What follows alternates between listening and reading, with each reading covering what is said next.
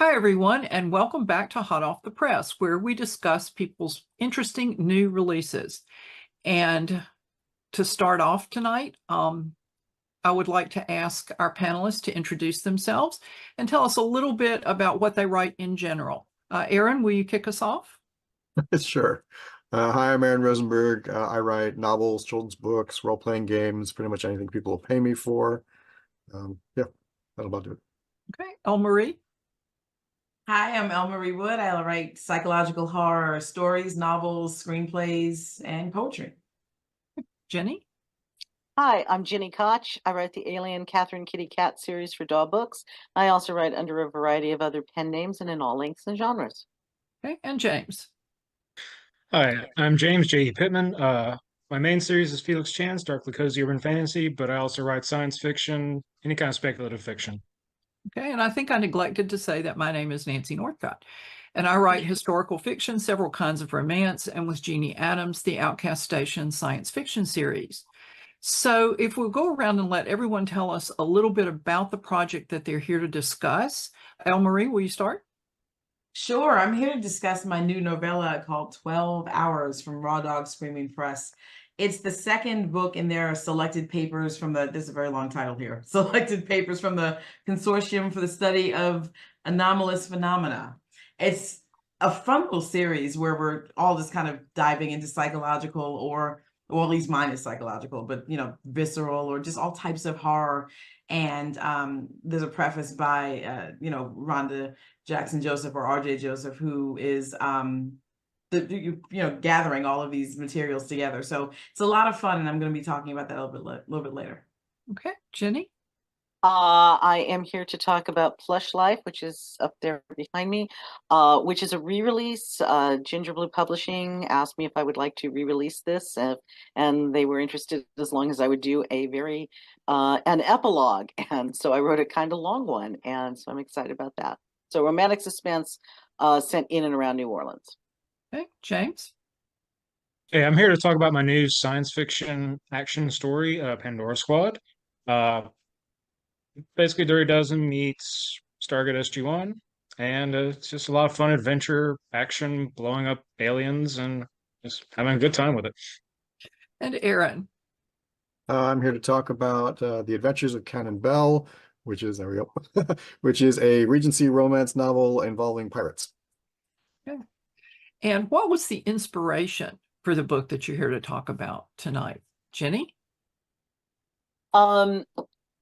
For the readers of my Alien series, my heroine is Kitty Cat, and she had several romantic options, one of which was her best friend through junior high and high school and college, Chucky. And there's been a lot of, what would it be like if Chucky and Kitty got together? And I started it like that, and immediately these characters are completely different from either Chucky or Kitty. You can tell it's there. In fact, I had some in the first release, some fans saying, if you ship Chucky and Kitty, this is your book. And it kind of is, but as my critique partner said, Chucky would never have let what was going on with Maggie go on with Kitty. He would have put a stop to that immediately. So that was the genesis, but by the second chapter, they were their own characters. James? So a lot of the origin of Pandora Squad came from my Ranger buddies' stories. I was like, I really want to write a sci-fi action with this kind of stuff. So I did that, and I threw in some Stargate, some Starship Troopers, and a little bit of mysticism. Aaron? So Crazy 8 Press a couple years back did an anthology called Thrilling Adventure Yarns, which is all pulp stories, original pulp stories. And I decided to write a swashbuckling story about a female pirate captain named Cannon Bell. I had so much fun with it that I wrote a second one for the follow-up anthology the next year, and then decided that she probably deserved her own novel. Elle-Marie, what about you? Interestingly enough, I don't know. I just I mean, I was listening to the stories and I'm like, wow, yeah, I don't have anything that good to say. I mean, and that's the way it is usually with me. If I come up with an idea, I write it and see where it goes, and just let the story tell me what it's going to do. So I didn't have an idea or a reason or a focus when I sat down to write. This just became what it was. And I write psychological horror anyway, so just staying in that universe was pretty normal for me. So it's just happened. Yeah. And what is the central problem or conflict that the lead characters in your story have to deal with? James? So they are superpowered and sent through this portal to fight the reanimated husks of dead spiders.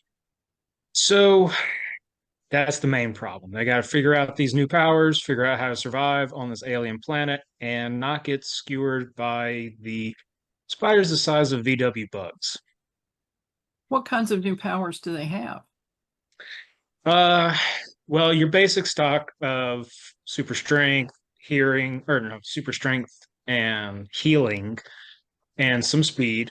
But each one has like a unique ability I pulled from.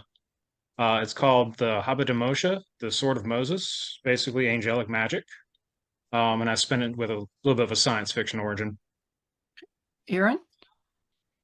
So the main character, Kenan Bell, she's the daughter of a baron, actually. Her real name is Isabella Parsons. So she's basically torn between these two worlds. On the one hand, she is a respected member of the noble class, and on the other hand, she is a feared and famed pirate captain. And then the two worlds collide when a Navy captain shows up in the neighborhood and is trying to capture Kenan Bell and is, of course, smitten with Isabella. Elle-Marie?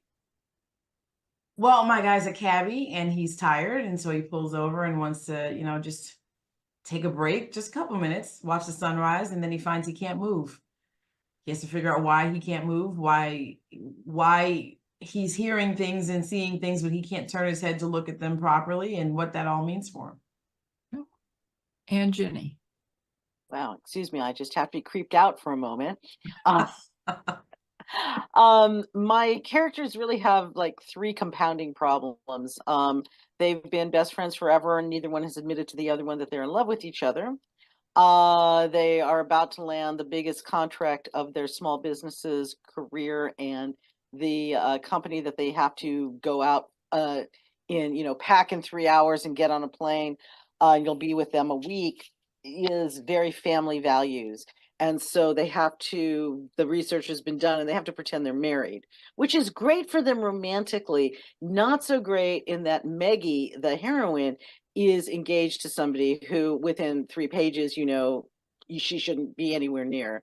And he is going very unhinged, and there is a very, very logical reason for why he's doing everything, and he and his friends are doing everything they're doing. But he, midway through, bad things really start happening, and they have to trust a lot of people they don't know to help them keep away from Mark, though that most evil of exes. Well, let's go a little bit deeper and talk about what was the most challenging aspect of writing this story for you. Aaron, will you kick it off? Well, so I've never done a romance novel before, at least not under my own name. So that was a pretty major challenge, because obviously I wanted to stay true to the genre, and particularly doing a Regency romance, because obviously there are certain structures and strictures that are involved, and also because I'm a massive Jane Austen fan, and writing a Regency romance, it made sense to write this in a tone that I think would work. I described the book as if Jane Austen was writing a female pirate captain. But that meant I had to try to fit it to Jane Austen's voice and style, and obviously word choice, as well as, of course, all the trappings of the setting and the time. Elle-Marie? I think that having to remain within the confines of that one small space and not take the story further when I'm compelled to do so. I typically write in third person, so I'm used to, being able to see a lot more, and be able to talk about a lot more. And having to do this really in this first person confined space was a challenge. But it's a challenge I issued to myself because I don't, like I said, I don't normally write in first. So it was difficult. And it was funny because I found myself slipping and I'm like, you're not paying attention. I have to go back and write some different things. And that was something I have not experienced before. So it was fun, but it was hard.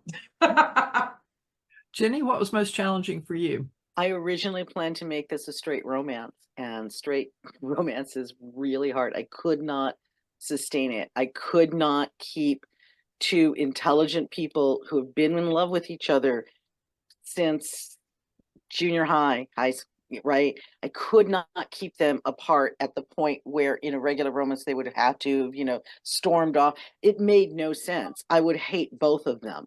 So they actually had to confess their love in the middle of the book. And I realized I'm not doing this right. You know what I'm really good at? Action. I'm good at romance with action around it. So I went back and I upped all the stuff with the fiance, told he's an ex-fiance and isn't given up. I upped everything with them, and that's what really made it into romantic suspense, because once you go through and you, the reader, see this is starting to ratchet and the characters aren't really paying the right attention to it, but I know readers do, and they're like, that guy's scary, run. So it was fun to do, but that was my big challenge of realizing I cannot write a straight romance and I will never try again. All right, James, what about you? The military aspect mostly. I started off just writing kind of a loose action adventure, but as I got deeper into the story, I found myself consulting my ranger buddy a lot more and getting a lot more of the deep down nitty-gritty details right. And aside from that, blending believable mysticism in with some like near future kind of out of this world sci-fi tech and trying to make it go seamless. Yeah. Well, that kind of leads into my next question is what kind of research did you have to do for this story, if any? And Elle-Marie, will you start? The good thing is nothing for this one. That was kind of nice. I think we've been writing for a while. I've been writing for quite some time. And so I've done a lot of the research that I would need to do because it's really a stream of consciousness type of novel. So what do you need to do for that? A, stay in your head for a little while. You're doing it anyway, right? That's what you're doing. And B, read a couple of those types of novels. And over the years I have, so I didn't have to do any research to do that. The locale was, I'm originally from New York City. I'm from New York, but I spent a lot of time in the city portion of New York. And so I didn't really need to do any research there, to try and get into that mindset and the headspace of the character, which was refreshing. I was able to fall back on stuff I've already looked up. Jenny, what about you with research? I had to do some with there's voodoo in this as well as everything else, because why not? It's New Orleans. I've been to New Orleans multiple times, and I've also been to areas outside of it. So I had to do, you have to make sure Google Maps is your friend. You have to make sure that they're running up and down the correct streets in the correct connection way. But everywhere she's going, for the most part, I have been. So it was fun to do it that way.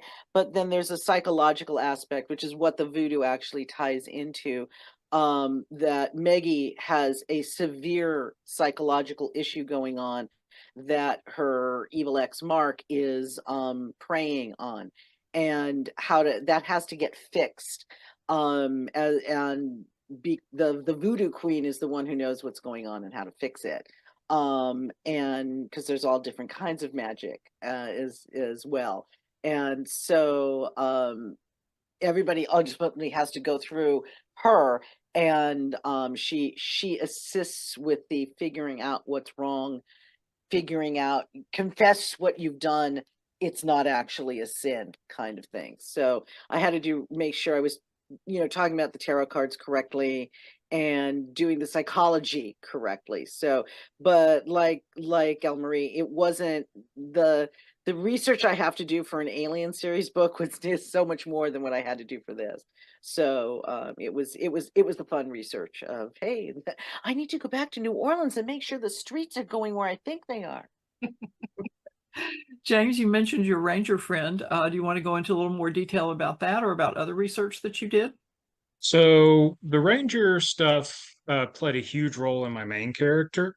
Um, and he's not totally modeled off the same friend, but he gave me a lot of the details, like where certain things we placed, how he uses certain equipment, uh, things like that. The small things that would really kick an actual military member out of the story, and also add that veracity to it. The other thing I really had to research was spiders, which I have a friend who that is one of their special topic interests. So I was able to just say, hey, would this do that? And then just kind of base a lot of the things off of that.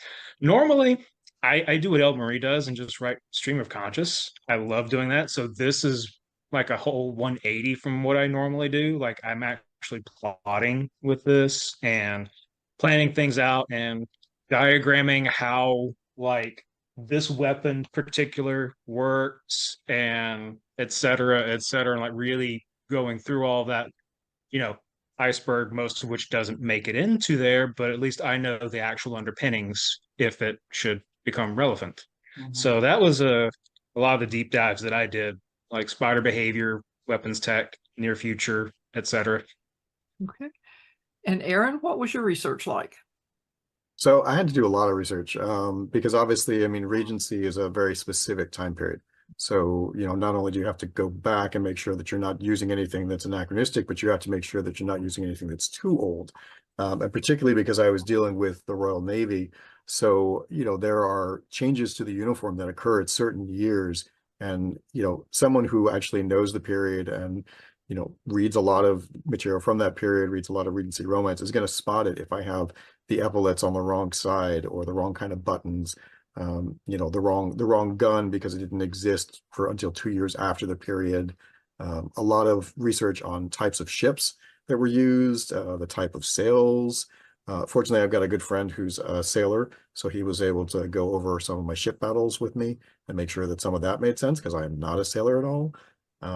And then, of course, you know, like I said, also because it's heavily influenced by Jane Austen, you know, horror of horrors, I had to reread some of my Jane Austen novels, you know, and go back over that, but also with an eye towards, you know, the kind of plot structure that she uses and trying to match some of that. Yeah, turns of phrase for a different period can be challenging. Types of food, you know, what kind of cutlery they would use, titles, how people are addressed for different ranks, all of it. Yeah. Yeah. Well, we've kind of looked at the background of the canvas now, so let's look at the heart of the story, because I'm sure you've all heard the phrase, if people love your characters, they will follow them anywhere. So let's talk about how you went about creating the main character in your story. Jenny, what about you? Okay, well, like I said, I initially based Maggie and Tommy on Kitty and Chucky, and that ended pretty quickly. Tommy is a um a brainiac nerd who, you know, shot up and got handsome and doesn't really realize he's handsome. And Maggie has honestly been in love with him um probably at the, you know, end of junior high, start of high school kind of area. But there's a major tragedy in Tommy's life. His parents are dying in an airplane accident, an airplane crash. Their jumbo jet goes down. And Maggie's problem is that she has told Tommy's mom, who she's super close to, she has told her, oh, if you take out extra insurance, you won't crash. Take the multi-million-dollar policy, and then the plane is guaranteed not to crash. And Maggie is the youngest child of four, and there's a huge, she's a change of life baby. And so there's this giant gap between her and her three older brothers, one of whom is an insurance adjuster. And so when this happens, Tommy's set for life now, but Maggie is too, because Tina, Tommy's mother, took out a policy with her as the beneficiary as the joke, right? You know, here I am home. But Maggie doesn't know about that, and that's part of what's going on. But Maggie completely, through things she hears, because she's just a teenage girl, a young teenage girl when this happens, she blames herself. She's jinxed them, and she has lived with that for the rest of her life, and nobody else knows why she went to depression, why all this other stuff, and they don't really understand why Tommy made a special stuffed animal for her and that pulled her out. And that's what they do. They sell plush toys for a living. It's his company. She's the head of sales. And then when they get the big opportunity to go to Family Mart and for their annual weekend, week-long vendor rally, they have to sell what both of them actually want to be reality. And then they've got all the pressure from lying to people about what they really are, the pressure of they really do want to be together, and then the pressure from her current very quickly ex-fiance and all of his stuff. And there's there's Southern California, and then they go to New Orleans, and they're outside of New Orleans, and then they're back in New Orleans when stuff gets real, and now it's a race to find Maggie before she is forced into a marriage she doesn't want to make and is pretty much made catatonic for the rest of her life. So yeah, it got dark really really quickly in between the jokes.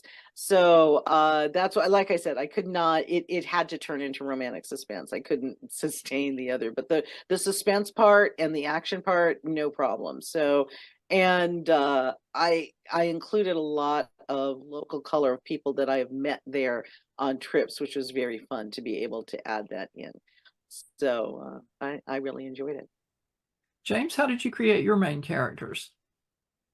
So, like I was saying, it's basically Dirty Dozen meets Stargate, and the Dirty Dozen aspect of it is the Pandora Squad is made up of, your criminals, your convicts, your worst of the worst the military has to offer, and given a chance to redeem themselves on a basically suicide mission. Well, most of the unit is made up of the desperate, the dying, and the condemned.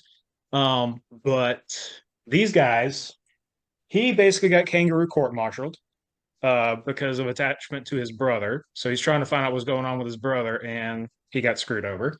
And this guy punched a senator's kid who accidentally happened to fall on the pavement and split his skull open. He was okay, but, he got railroaded.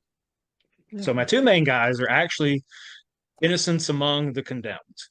And they have their reasons for being there. Kellen is searching for his brother and what happened to him in the unit. And so, I'm just kind of seeing how they can make it through this, hellscape with the giant bugs and sky falling on them and, just all kinds of fun stuff that we like to throw at our characters. Yeah. Sometimes I think if our characters met us in real life, they would want to punch us. Yeah. And Definitely. these guys would hurt. That's actually what he does. He punches, he has enhanced gauntlets, so it pierces the spider's carapaces. So he actually uses his boxing training to good effect there. Okay. You don't want to be punched by him. Aaron, what about your main characters? So, like I said, Cannon Bell came about for a short story originally. And I just knew that I wanted a strong female pirate captain as the main character. I wasn't really thinking about the connection to Jane Austen at the time, but certainly looking back, I'd have to say that she's probably pretty heavily influenced by Emma Woodhouse, and maybe with some Marianne Dashwood thrown in, which is funny because I'm, much more of a, Elizabeth Bennet and Eleanor Dashwood fan, but this is the kind of character that came out because I wanted her to be very strong, very self-confident, sometimes verging on impulsive and, not thinking things through properly. But I really wanted to play with, right from the start, that dichotomy for her of having been raised to be, a woman of title and influence, but to a degree limited personal power, versus being a pirate captain where she has an immense amount of personal freedom, but certain responsibilities, and of course, the whole issue of being on the wrong side of the law and things like that. How about your Royal Navy captain? Well, obviously when I realized that I was going to be writing this, there had to be the dashing suitor. So of course he had to be her opposite number. I actually had a really good time playing with just that dichotomy between the two of them, and the sense that, you know, Jane Austen with Pride and Prejudice, Sense and Sensibility, that all of your characters have these major flaws, and that the two main characters' major flaws balance each other out. So having to figure out what kind of flaw a dashing naval captain could have that would still work within the confines of his rank and his career, but at the same time limit him in certain ways, was really interesting for me. And El Marie, your cabbie, what about him? Well, you know, he's us. I patterned him around our thoughts and our feelings and things we don't reveal to people, because he's in that cab alone for most of the book.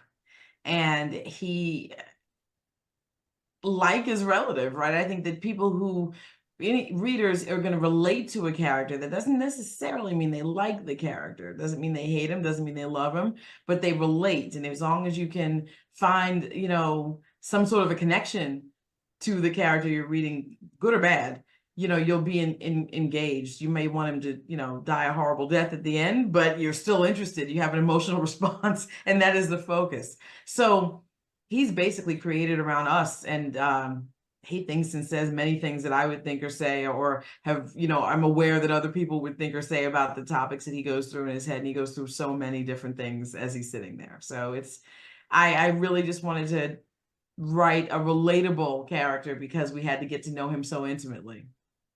Is there another character that he does a lot of his mental interaction with? Nope. That's the beauty of this story. This is like, you know, you ever have to see the one-man band and you've got like all the instruments all over you. It's kind of the idea for this. Well, when you were writing this book, what was the most fun thing about it that kind of kept you going as you went through? I think, James, I think we're over to you to start, please. So the action. It was really my chance to cut loose in the action genre. I don't typically write much action. A lot of my stream of consciousness tends to be more on the ethereal kind of other experience, more of the psychological type stuff. And rarely do I just get to cut loose with a railgun, or, you know, with boxing giant spiders, or, you know, a few other things that are in the later part of the book that I won't divulge yet. And so yeah, it was super fun just to like write a straight action story. Of course, I couldn't keep it just straight action, which is why it took so long. But you know, I had to layer in some mental, esoteric, and ethereal stuff going. But yeah, it's just that much fun to blow stuff up with it. Aaron, what about you? I think for me, it was definitely the Austen-esque aspect of it. You know, it's a lot of fun to lose yourself in a style and a narrative voice that isn't necessarily what you would normally do. I do a lot of, you know, contemporary urban fantasies and things like that, or, you know, medieval fantasies, epic fantasies. So to do something that was very specific to this time period and this type of voice and style was really interesting, and it's a challenge, and I always like a challenge because, you know, it keeps you on your toes. El Marie? I personally like this character, so I had a lot of fun watching him go through what he went through. And being a pantser, I don't outline anything, so he would experience it at the same time I did. You know, it was fantastic. I would just walk away and go, "This is so much fun! I can't wait to see what happens tomorrow." And that was really, I think that through all of it, thick and thin, warts and all, I really enjoyed this guy. So his experience was my most exciting part. And Jenny? Linear writers of the world unite. Mhm. I too, I'm an extreme linear writer. My favorite part was actually unusual for me. I loved the setting. Most of my stuff is probably, most of the things I write, if it's not an alien world or somewhere else, if it's set on Earth, tends to be one of, you know, Los Angeles, Southern California, Phoenix, Washington, D.C., based on where the Alien series characters are going, you know, and some in Mexico and things like that. But I don't get to travel as much as I would like to do with some of the stuff, even though as I think about it, they've gone to Paris and they've gone to Australia. But I love New Orleans. And it was so fun getting to set something in and around New Orleans. And you know, because they've got gators there too. And all the history and all the coolness and the tawdriness that's there in Bourbon Street and everything else. So I really enjoyed my location and my setting. It was fun to do that research. It was fun to, you know, where am I sending Maggie running next? What is she going to run into? How are they going to find her? You know, all of those things was made exponentially more fun because it was happening in New Orleans. Well, when you write a book, for most of us, it's a learning process about how you get from this idea to that ending. And it's something that you're willing to let other people read. So, what's one thing that you didn't know when you started out that you have figured out since then, not just on this book, but as a writer, when you started writing for other people to read? What do you wish you had known that you know now? Aaron, what about you? Oh, great. I got this one to start off with. Thank God. Yeah. I'm sorry, was that my out loud voice? Thanks. So just in general, so not from this book in particular, but just Yeah, whatever you want to share is good. yeah, that's a tough one. You know, I mean, for me, I mean, I would say, because I am a plotter. I plot very heavily, very thoroughly. But at the same time, I think one of the things that I learned over the years is that you can plot too rigidly, which is the danger. And that I just described it at a convention I was at this weekend as a roadmap. You know, I plot my stories out as if I was taking a road trip, because I know where I start, I know where I think I'm going to end, and I think I know the route along the way, but I leave myself room to divert whenever I feel the need to stop and stretch or see something interesting, or there's a road closure or whatever it is. And occasionally I realize I didn't actually want to get to the place I thought I was, and I'm actually going somewhere else instead, and I adjust my route along the way. So having that mixture for me of structure but also freedom is really, really important for a book, because it gives me a backbone to work from, but it also leaves me more than enough space that I don't feel stifled by it. Right. Elle-Marie? Yeah, I was thinking about that.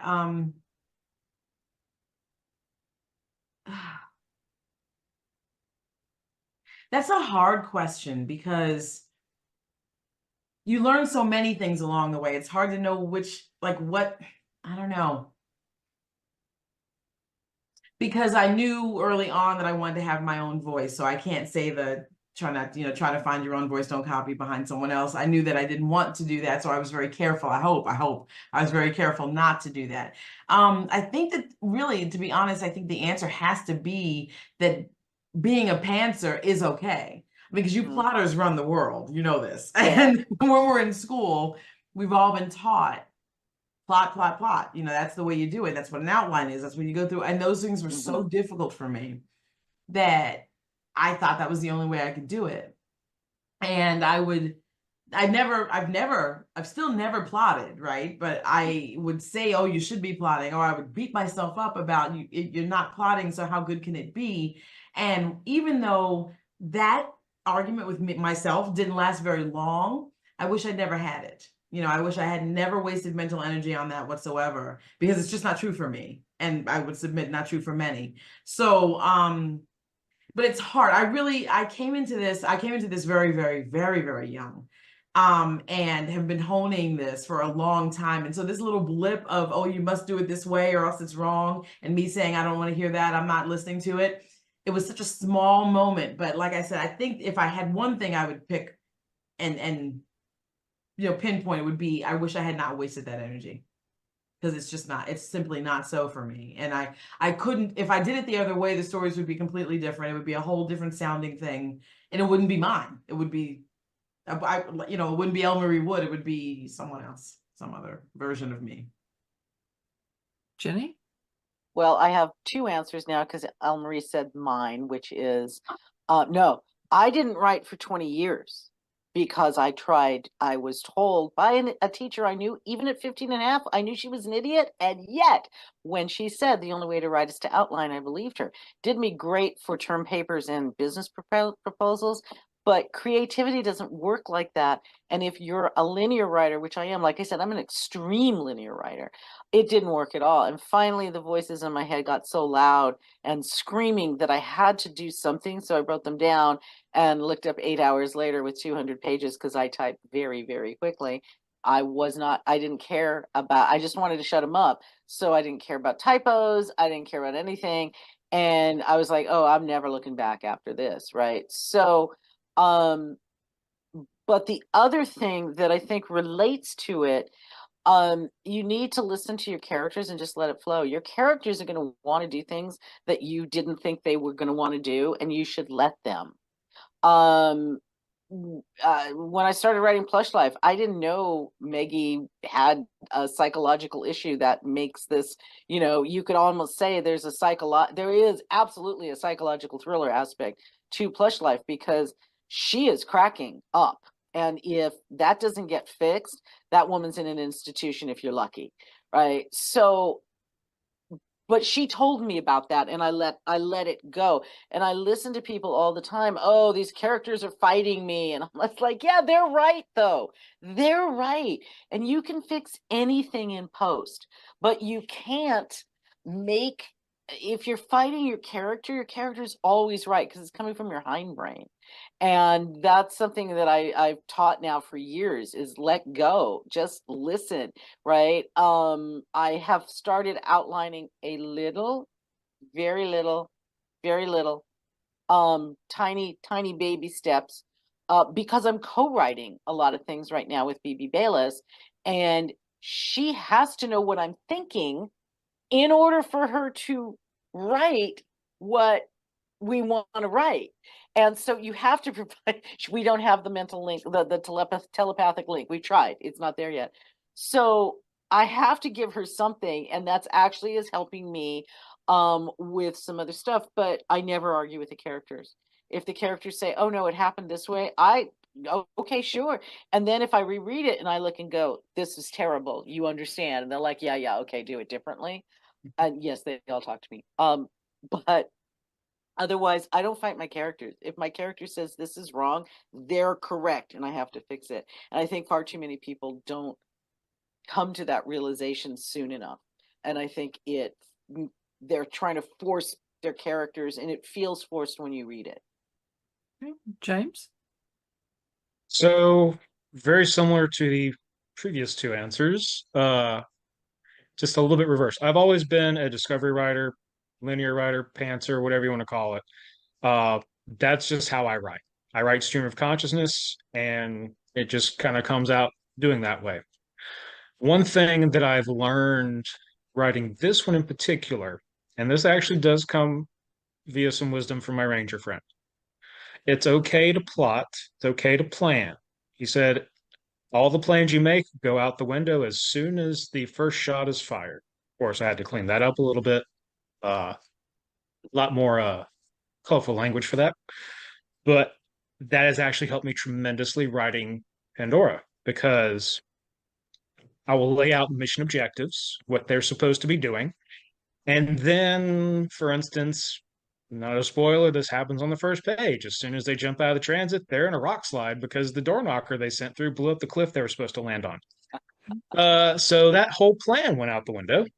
And now it's like, okay, adjust objectives, adjust fire. We're going to do this now. And then they plan out a bunch of stuff. And then some other things happen. And so whenever I do that lately, I've just been like, all right, I'm going to plot out the next few things. This happened, this happened, this happened, this happened. This didn't quite go right. All right, delete everything else after that. And then just keep going until, I get to the end. That's how I've been writing this series. So it's kind of a hybrid of plotting and discovery. I set out the mission objectives and then I discover the path toward the end of it. Okay. Well, we've kind of talked about different aspects of these books. but I find that frequently there's something that hasn't been covered in those questions. So is there something about this project that you would like to tell everybody that we haven't already covered? Lisa? Well, oh, Marie, I'm sorry. It's okay. No, listen, I said this years ago. If you know me, and my first name is Lisa, if you know me, and the moment you remember that my name is Lisa, and then I write down El Marie, you never call me that. It just won't stick, and it never does. So it's fine. It's fine. Something that we've not really uncovered in these discussions, in these questions. Or just something you want to say about the book, whatever. It's this project that Raw Dog is doing. It's this collection of these little novellas that are sort of, in my mind, and I wonder if they, I've never actually said this, but like the Crypt Keeper would give you this little preview, and then they would do the little, whatever the portion of the video anthology was going to be. And I kind of envision these stories like that. They're these little self-contained snippets, if you will. And this one is it's a story about a guy. It's a day in the life. It just happens to be a horrible day in his life, but it's a day in the life of this guy. And anything that you can imagine that would happen to this is, it's psychological. I'm a horror author, so there might be some supernatural elements, of course, but these kinds of things are moments that are happening to this person. And what I really appreciate about, getting to the final, end of it and looking at it as a complete piece is that it could happen to any one of us, this odd scenario. That's the kind of stuff I like to read. That's the kind of stuff I like to write. So I really enjoy when I hit the nail on the head and find something that I would pick up and read in a heartbeat. So this is one of those things that's not, you don't have to know a whole lot going in. You just really need to sit down and be interested in reading a story. You may find that you haven't put the book down and you're still sitting there an hour later. And that's the cool part of it. It's just, I enjoy that. So yeah, I mean, there's nothing else that we didn't really touch on. We touched on quite a bit, I think, in terms of what we're dealing with here, because again, it's hard not to give a lot of things away. This is in this guy's head and he's stuck in a cab. So there's not a lot I can't tell you much because I tell you everything. So, but that's important. That phrase alone is important, because isn't that the way we live our own lives? We're in the car walking to the store. We may not be stuck in that car or stuck in the store, but we're going through all sorts of things in our heads, and it's the dive in that we're getting it here in this piece. And I'm really excited about the way that Raw Dog is, putting out these little snippets and days of little moments in time for, all to read. Ginny? I didn't talk at all about my supporting characters. I love the supporting characters in this book. There are a lot, because I don't do, unless it's a short story, it's already a cast of tens, if not hundreds, by the time I'm going. But I really like them. They're a lot of these people are based on people that I've interacted with. And particularly the Louisiana Grand Master, the chess champion. I actually met him and played him. And I'm like, I can't not include this man. He was awesome, right? And just I could talk for an hour about each of the supporting characters. I really, really liked them. I liked everywhere they're going. I don't like the bad guys. I really didn't like that group. You should hiss when they're on the page, but all the others, they're all quirky. They're not weird. Not everybody's insane quirky, but everybody's got, their own thing going on. And yet at the same time, they're going to figure out a way to help our damsel in distress and help her get the happily ever after she honestly deserves. So I love it. James? So one of the most important undercurrents of the story is communication, because these guys are coming at it from a military perspective of need to know. They're not told jack before they're sent through and said, here, kill these things. As the plans go awry and they, discover things happening, I really explored a lot of like language barrier stuff, really kind of seeing with your own eyes what was going on and interpreting that kind of thing. And like even when it comes to like communicating with the entities that have basically hijacked their brains to give them the powers, kind of realize that not everybody, even in the unit, sees them the same way or even communicates in the same way. I kind of use the example, my main guy gets the subtitled version because basically his writer, I call him, talks in the dead language and subtitles appear, like he hallucinates them. Meanwhile, the other guy, he gets the dubbed version. So he'll get like the dead language, but then all of a sudden English translation. And then when you get to other species, they're communicating with, some of them have to translate, some of them speak in various cryptic or very odd ways, which I will not spoiler. But it all comes down to being able to communicate and learn more than what you're given. Because like a lot of the soldiers in the unit, the less questioning, more just, do as they're told types. They just follow orders. These guys don't really do that. And they find out more stuff along the way. So that's kind of a big thing I explored with is the communication and the info gathering. Aaron? Well, I'm with Jenny about the characters, certainly. I mean, I always have cast lists, and with this one I've got pirates, I've got naval officers, I've got, servants at the manor house, I've got people in the village. I had a lot of fun with characters all over the place. The other thing, of course, is that, I've probably talked more so far about this being a Regency romance, but the other major root it had was its swashbuckling nature.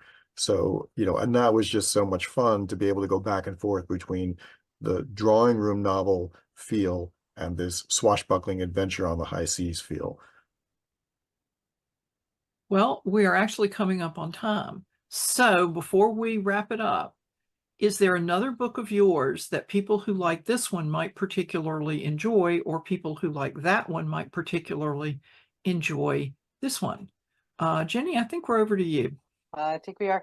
I would just go back to Touched by an Alien. This Plush Life has the same level of smexy times as the Alien series does. I don't do that all the time, so this is, hey, more sex. So I think, honestly, if you liked Touched by an Alien and you want something that is just, it doesn't have it has a supernatural aspect, but doesn't have a science fiction aspect, that you would like Plush Life, and vice versa. If you liked Plush Life, you should try Touched by an Alien. James? So I'm going to come at it from the opposite angle. If you enjoy Felix but are frustrated by the lack of in-your-face action and complete, kick buttery, I just kind of sly away from a lot of the times. He's more cerebral.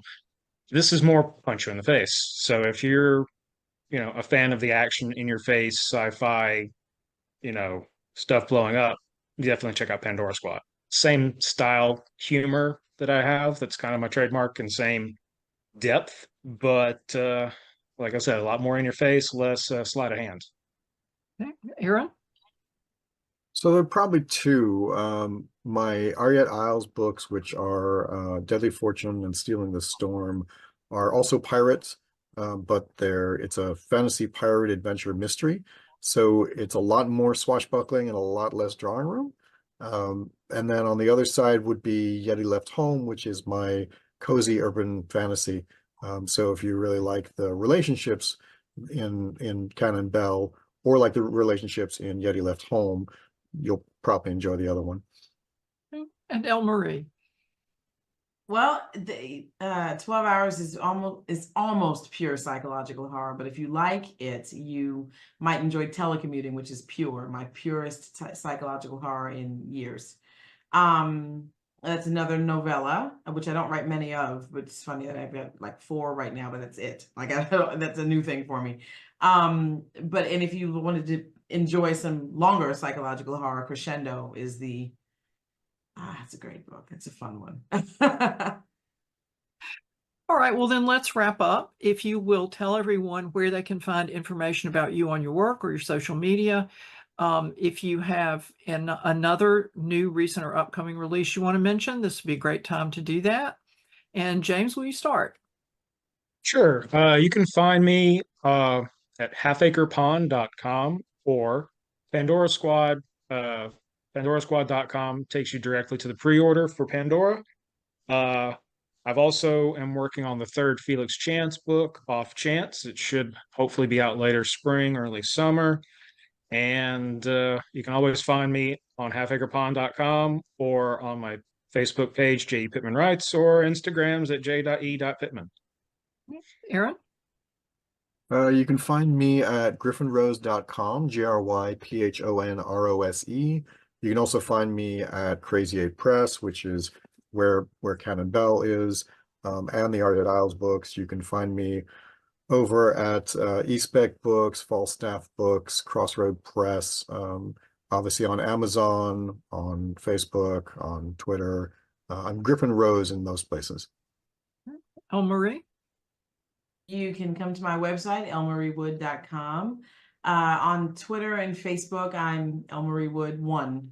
My most recent release, this one we just talked about, came out in January, but my audiobooks for my Realm series, the trilogy that's finally complete, the audiobooks have just been released as well. So if you're interested, you can check it out on my website and also on Amazon or anywhere books are sold. And Jenny? GiniKoch.com. I'm all over Facebook. I'm on X Twitter. I'm on Blue Sky. I'm on Pinterest. Plush Life, I don't know when this is airing, but Plush Life released today. So it's birthday day. And next month I have the first straight mysteries are my first love, coming out also from Gingerblue Publishing. This one is co-written with B.B. Bayless, Falls Girl. So that'll be out next month. All right. Well, thank you all for coming for this panel, and thank you to everyone who's watching it. And remember, there'll always be hot new releases to discuss on ConTinual.